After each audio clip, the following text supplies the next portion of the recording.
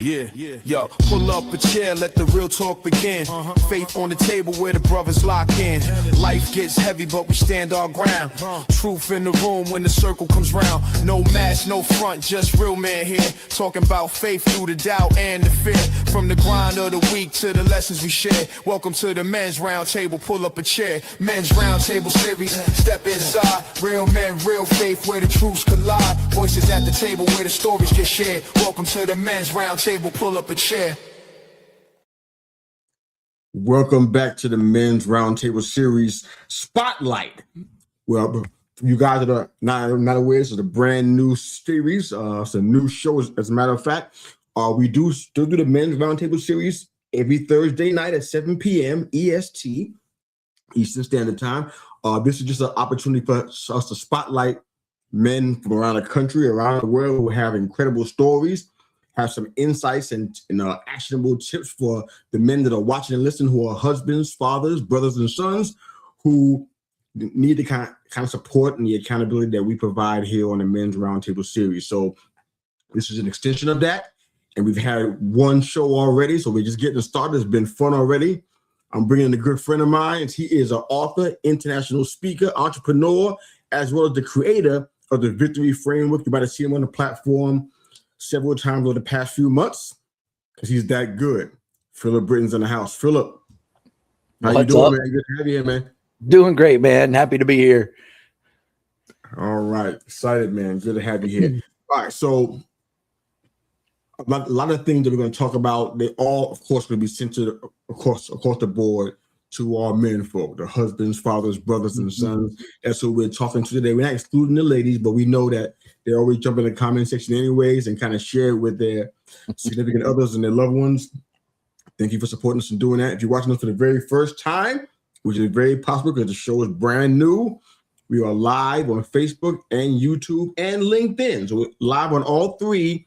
And of course, the listening platforms will have this episode probably in the next month or so. So stay tuned for that if you are a podcast listener, not a podcast watcher. So, all right. So, Phil, we talked about so many things in regards to your story, so we won't pull out too much of that if we don't have to. But one thing that you teach pretty consistently is that confidence is not a personality trait. It's a spiritual advantage. I'd love for you to kind of share what it means. Talk to the men who find their confidence in their performance. And what happens? What do they risk when they lose that opportunity to perform?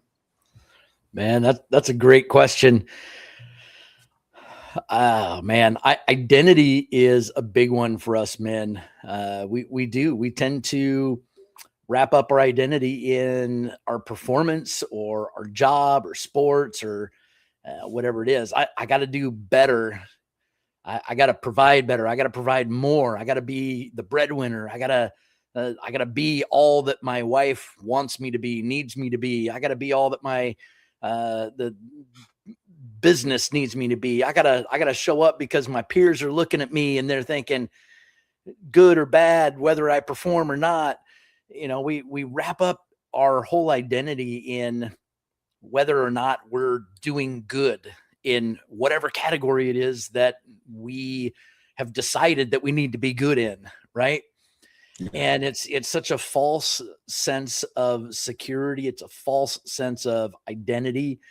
And when you're not performing well, you don't feel well because your identity is wrapped up in the wrong thing. Yeah. And that's really the tragedy right there, is because there are going to be seasons where you're not performing well, where market conditions are going to shift, where somebody's going to betray you and your business is affected greatly. It's going to be, your marriage is going to have some rocky times and you're not going to be 100%. You're going to have times where you're going to feel like isolating yourself and getting quiet and pulling away and not wanting to show up. You want to isolate yourself and not want to feel the pain because things are too hard. And when your identity is wrapped up in the wrong things, that can happen far too easily. No doubt, man. So, man, it's a big deal. It's huge, man. I think if you want to be honest about it, and if you just look around a little bit, I see it so much. And honestly, it's not even gender related at all. I see it in men and women. Mm-hmm.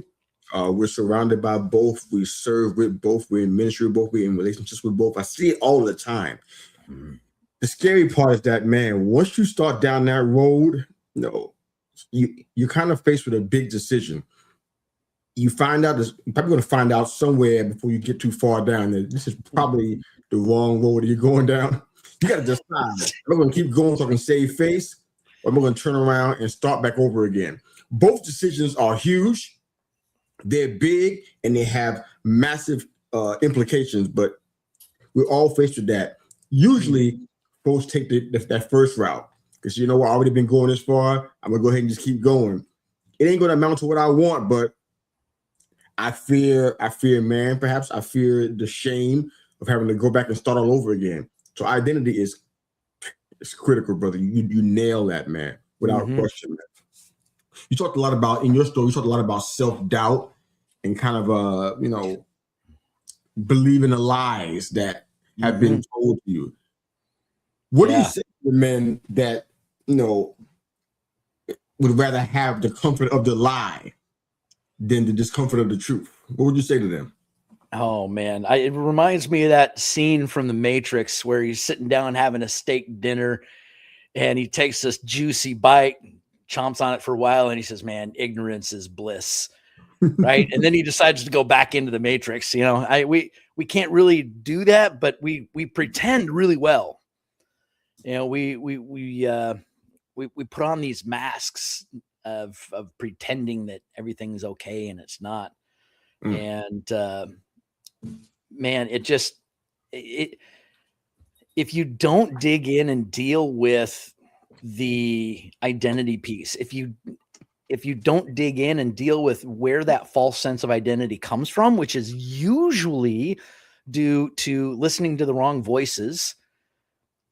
For me, it was the constant bullying in my young grade school years, the being beat up, the being called names and being picked last, and everyone pulling away and not wanting to be. I had no friends growing up. I was the guy that everybody hated to be around.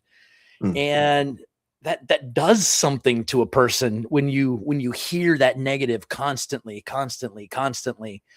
when everyone is constantly pushing against you, and there's something that happens mentally, physically, and spiritually when you let those things sink in.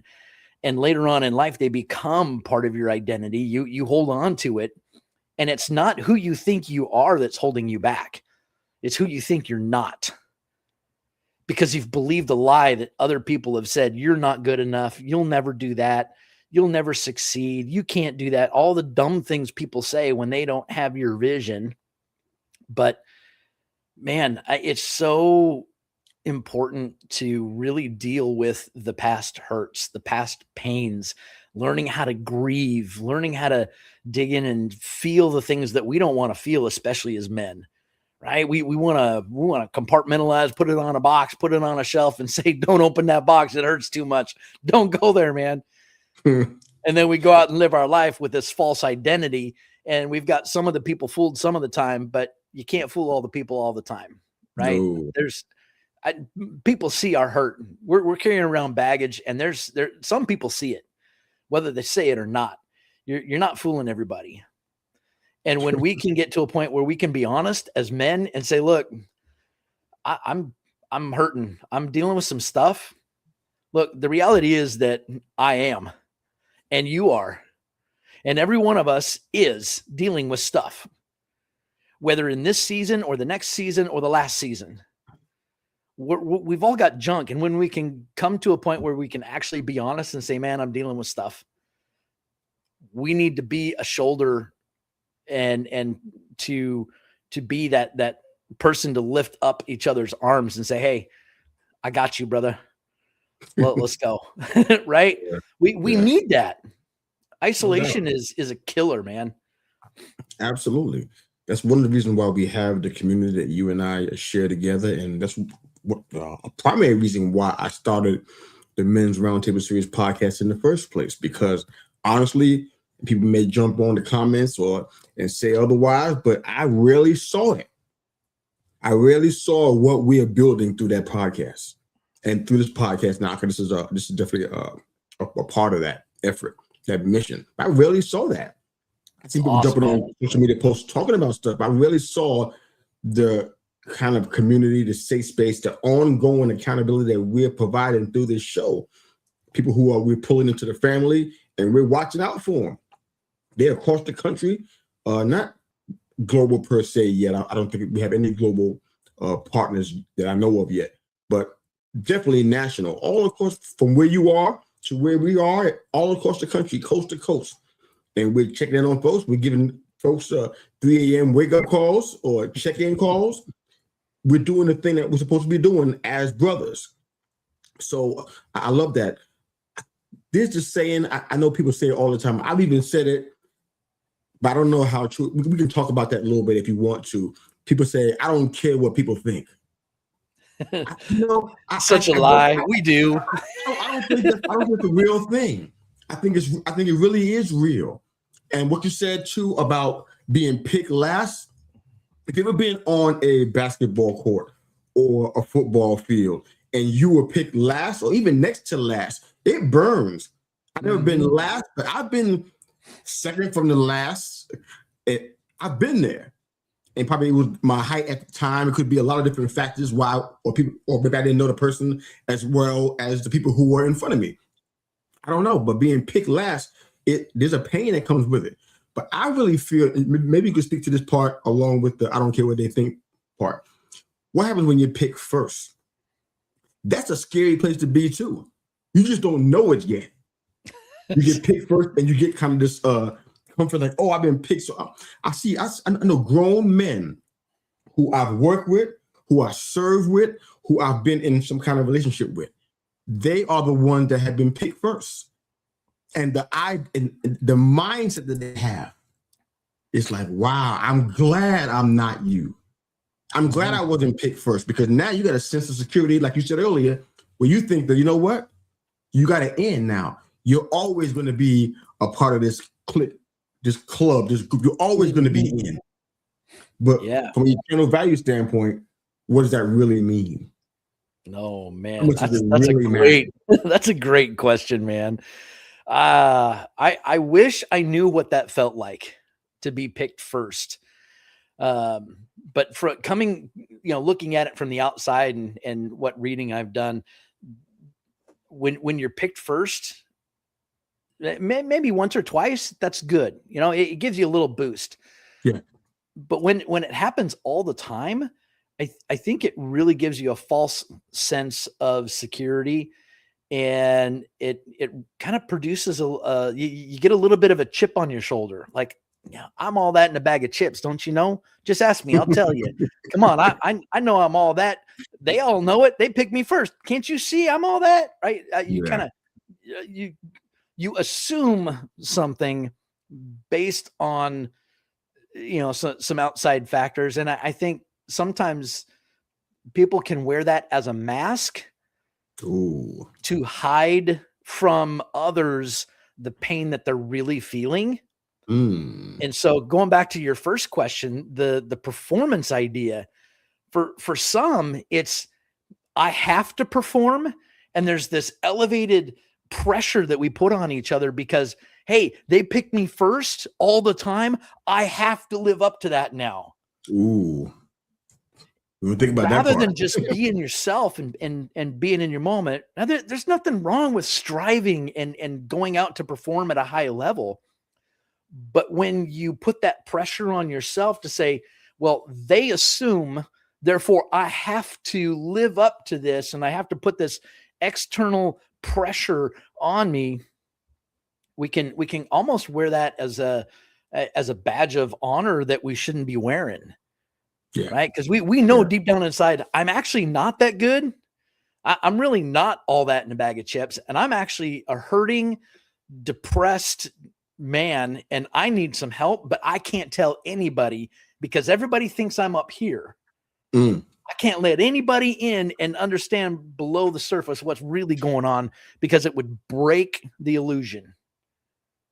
And I think that's the danger that a lot of people, especially men, but women do it too, differently though. Yeah. For them, it's style, it's dress, it's what kind of man they have on their arms. It's Wow. if they got the sugar daddy, if they, women do it differently, but it's the same heart, right? Yeah. Are we in trouble? I don't know. Maybe I might have just put my foot in my mouth. I just got to feel like, am I in trouble with Kristen? I'm just okay. Keep going, man. Oh man, no, but it's true, right? We all know it. We all feel it.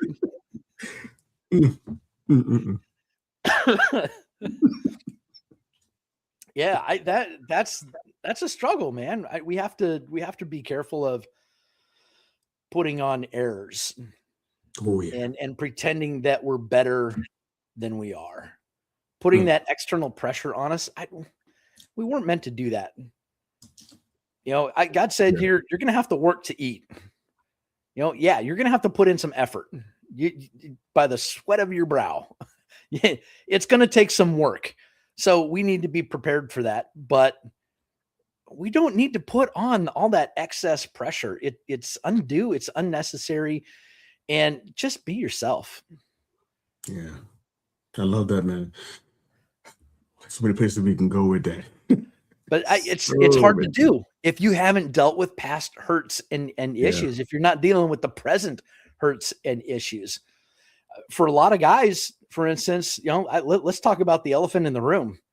You get married, and for guys, they say, I do, meaning I do commit to having sex with you as my wife for the rest of my life, and I forsake all other sexual pleasures.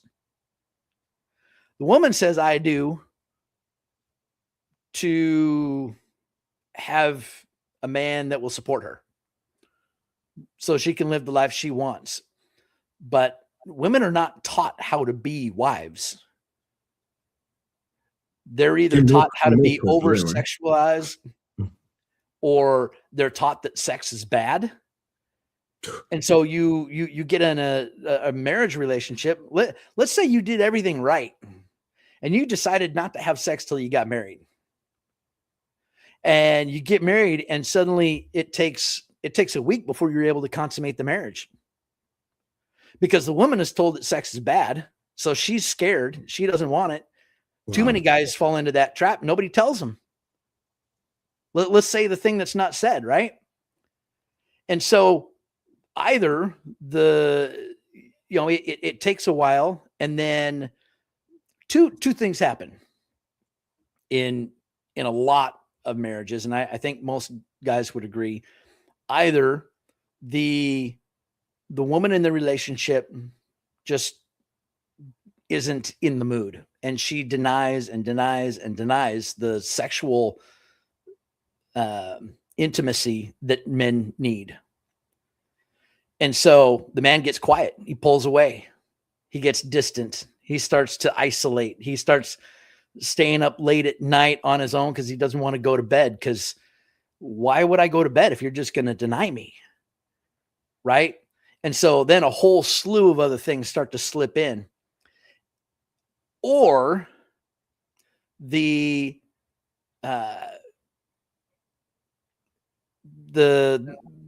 relationship, the issues going on in the relationship, he starts to pull away. He starts to look for affirmation. He starts to look for the things that he's not getting at home elsewhere.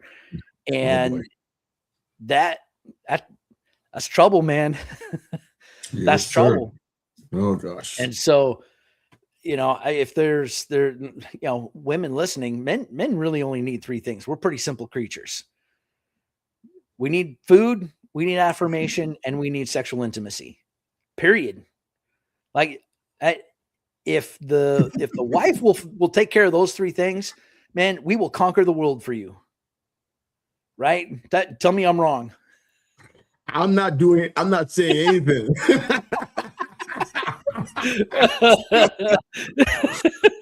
Oh man, I'll be honest with you, man. As many times as we had conversations about this on the round table, of course, I gotta have you as one of our panelists in there for sure. We talked about it, and I've heard comments like that. I've heard people say that. I'm like, but for me, I have to stop and think. I gotta be honest, because I feel like I'm a pretty complex person, even for my own self. Sometimes it's hard for me to deal with me. I gotta think, okay, wait a minute. Is it just that simple as 3? I have to pause and think. That's why I hesitate to answer your question.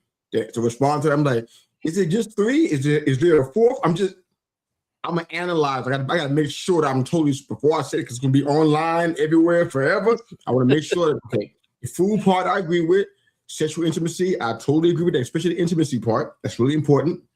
Men may not want to hear that part, but it's important for us. It matters. It's not just sex. The intimate part is important.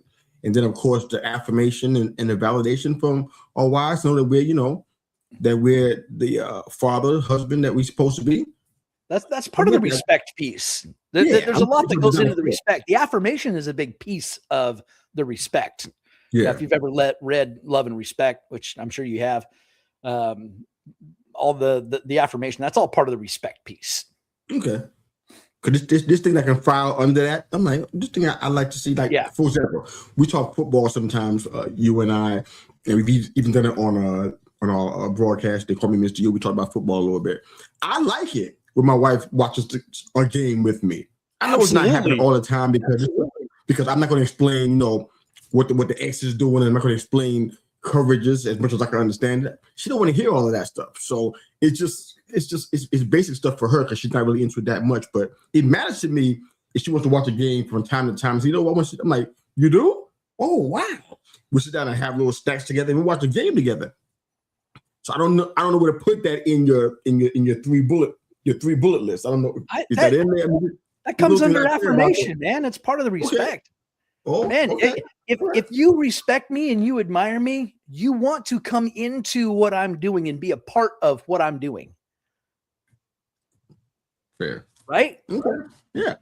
You want to hang out with me. You want to be in my presence, regardless of what I'm doing. That's love. That's respect. That's admiration. That is, I just want to be wherever you're at.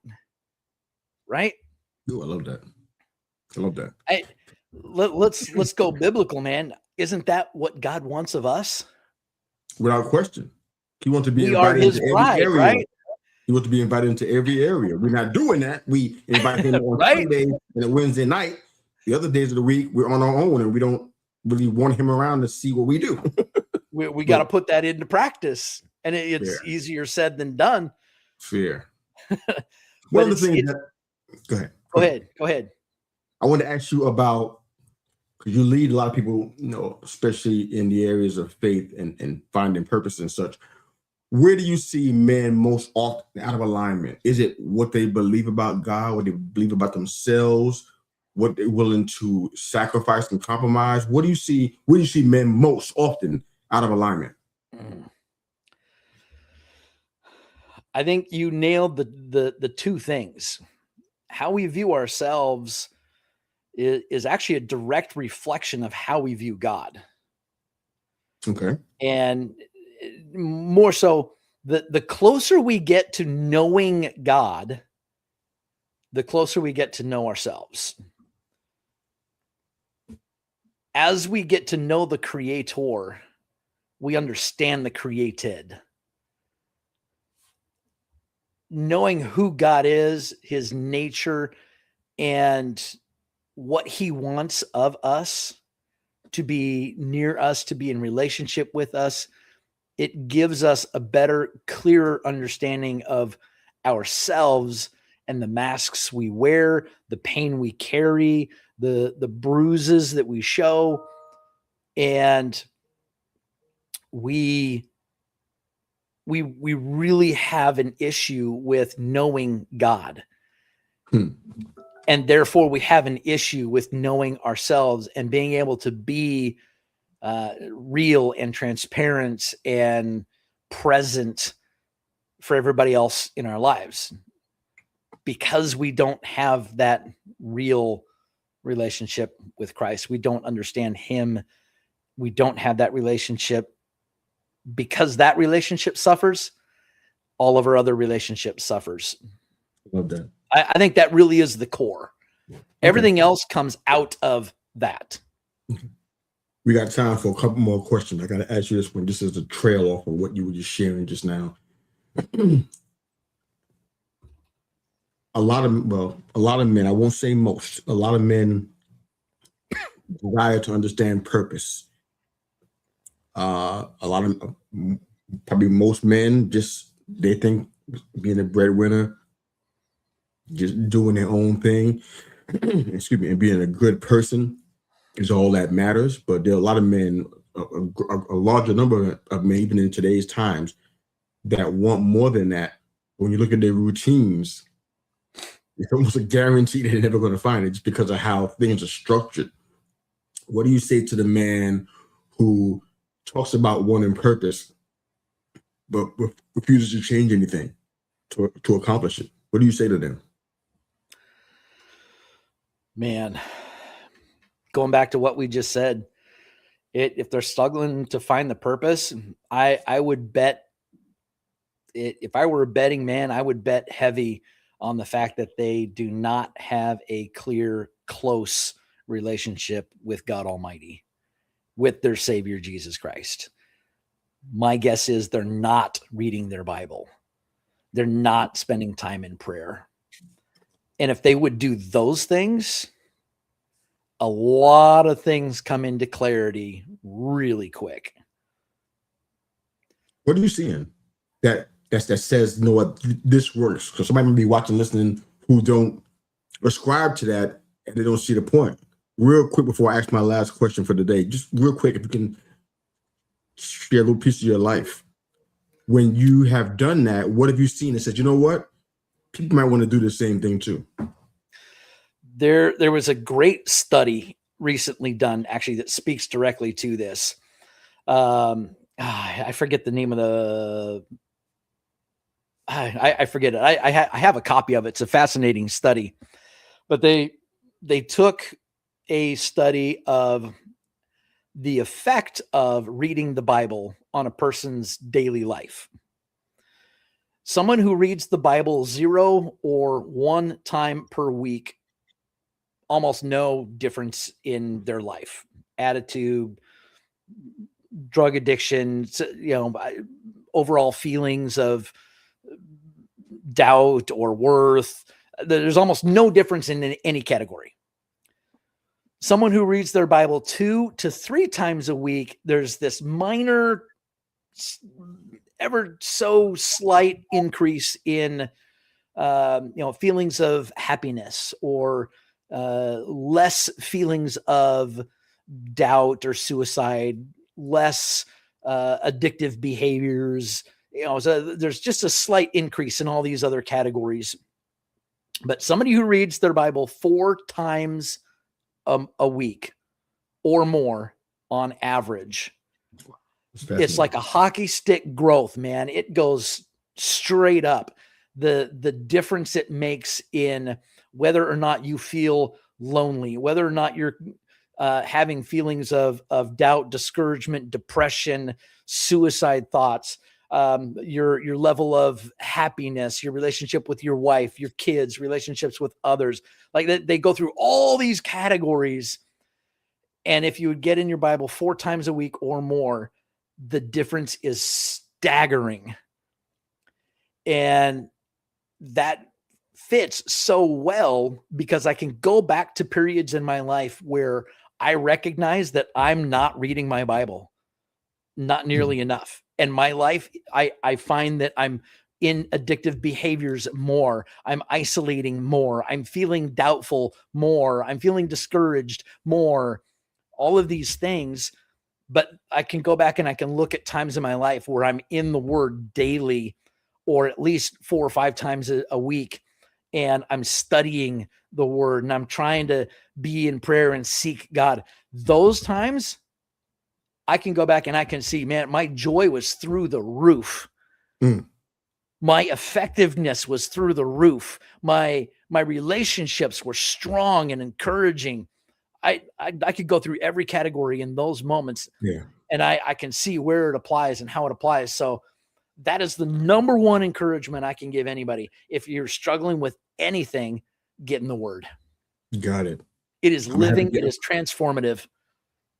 I'm going to have to get you to give me a second one since that's number one. But firstly, thank you for jumping in here, brother, and being part of our show.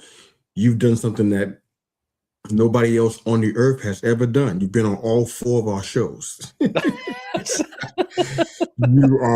definitely going up on the wall of fame without question, man. Thanks for taking the time to be in here and share your perspective and helping these men, these husbands, fathers, brothers, and sons out, man. Thank you for being here, man, for doing this. Yeah. Thanks for having me, man. It's been a blast. Same here, man. Final question. This is kind of a question I'd love you to pose towards the men that are going to be listening and watching today. I know that for you, the victory framework equals breakthrough. You've seen it in your own life and you see it in the lives of those that you're teaching and coaching. What would you say to the men who has that one stronghold, that one area that they refuse to surrender and is keeping them stuck? What is that, and what would you say to them? Man, that one stronghold that you hide from everybody, that you don't want anybody to see, that you're afraid to talk about. The reality is that you're not alone. First off, everybody fights it in one way or another. Get in the Word. The Holy Spirit will take care of it. But more importantly, get around other men and talk about it. Because other men who will support you and lift you up and strengthen you and encourage you and hold you accountable, that's what you need. In addition to the Holy Spirit and His work in your life. Get in the Word. Do the work yourself. Get around other men. Relationships are so key. Don't isolate. That's such a big one. You're not alone, so don't act like it. Absolutely. I love that. There's other men to support and lift you up. Definitely. The author, international speaker, entrepreneur, and the creator of the Victory Framework, Philip Brittain. Thank you, brother. Thanks, man. It's always a pleasure. Same here, brother. Same here. You guys are watching the Men's Roundtable Series interview spotlight. Of course, our regular roundtable series is every Thursday at 7 p.m. EST. Unless I'm out of town like last week. But if you're available to be a part of that, by all means, jump in. All the links are in the show notes. You can kind of find out how to find our show. If you want to be a future panelist or be considered to be one, easy peasy. You jump into the show notes. The links are all there. But thanks again for watching the Men's Roundtable Series interview spotlight. That's Philip. I'm Mr. U. We already have a great day. Thanks for making us part of your week. Men's Roundtable Series, step inside. Real men, real faith, where the truths collide. Voices at the table where the stories get shared. Welcome to the Men's Roundtable, pull up a chair.